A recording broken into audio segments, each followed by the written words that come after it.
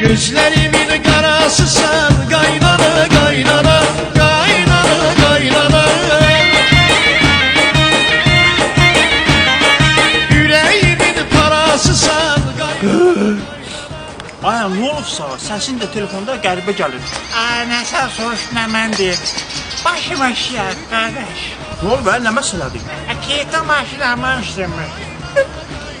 Qayranda qabaqda oturdum. Dedim, biraz gəlsin mənə. O da düşəsənlə girdi ki var. Ay, yox ya, qardaş, nətər oldu bə? Nə bilməyəm, maşın pis günlədir. Əmələ tələsdir. Ay kişi, onu demirəm, həkim nə dedi, həkim?